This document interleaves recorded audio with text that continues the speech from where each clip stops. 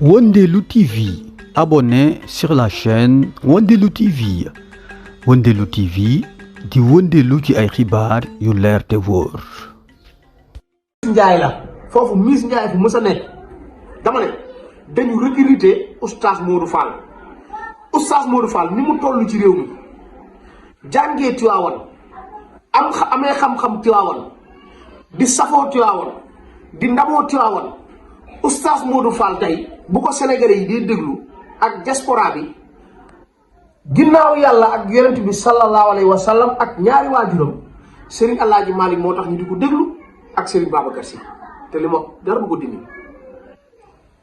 tey bu bàyyi woon tey sëñ Alaaji Malick wala Serigne Babacar Sy oustaz Modou Fall kenn dootu ko déglu te ñëpp a koy déglu nag murit ak tijaan ak laayeen ak xaadir ak ñëpp ay déglu oustaz Modou Fall xam nga li tax à cause de Serigne Babacar Sy moo tax ñu di ko déglu ndax xam nañ ne li muy wax Serigne Alaaji Malick bu ko bind te Serigne Alaaji Malick li mu bind borom xam-xam yëpp dëppoo nañ ci ne li mu bind macha allah kawe na te li mu bind doo gisoo kenn ku ko bind Serigne Alaaji Malick ci réew mi déedéet ak àdduna bi li mu wax ci yonent bi sallallahu alayhi wa sallam lu leer nañu la tey tege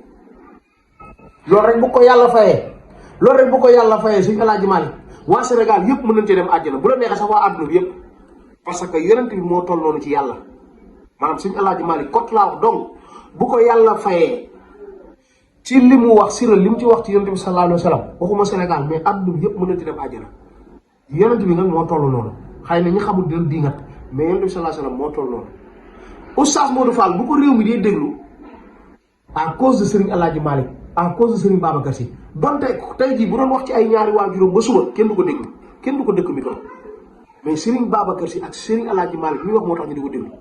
kon oustaz Modou Fall tey bu doon dafa am dignité am personnalité day def ni Pape Hann wala oustaz Mohamed Mbaye Sen TV maanaam bu gàmmu jotee yow Tiwaawan nga dëkk oustaz Modou Fall dafa waroon a woote këram tey ay nit daal fa yàlla may na ko opportunité boobu te daan na ko def sax xëy na ren la ko deful te li tax mu defu ko ren tamit dinaa leen expliquer parce que toog muy dox dafa jeex ci réew mi oustaz Modou Fall ñëpp xam ne doon politique moom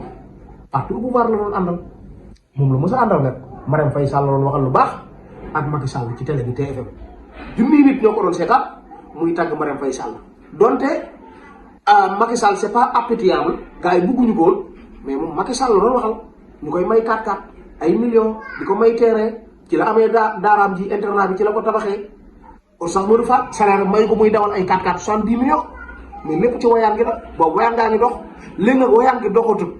politiciens sàcc yi fi nekkoon doon maye mënatuñoo maye parce que robinet yi tëj na amatuñu fu nu mayee léegi nga mën a xaar ma dem ci ay promoteur mais oustaz Modou Fall niveau fu mu toll est-ce que oustaz Modou Fall war naa topp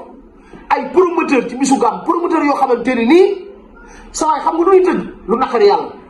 ak lu neex saytaane moom nga. Le restaurant Passe Food ana ñi ko taamu ci li gën ci wàllu restauration Passe Food dellu si waat na ci accueil bu neex bi avec des filles souriantes da ngay yegsi rek dal di bëgg dans une salle climatisée terrasse bi nag moo dàq ci biir Passe Food alors donc vous avez le choix Passe Food ni dama dellu si waat oo sax nga reetaan ba kontaan Passe Food nous sommes situés sur la route de Yoff en face Ecobank bi boo yegsee ba ci banque bi rek da nga ñuy seen ci bërëb bu neex bi te sell Passe Food le meilleur de la restauration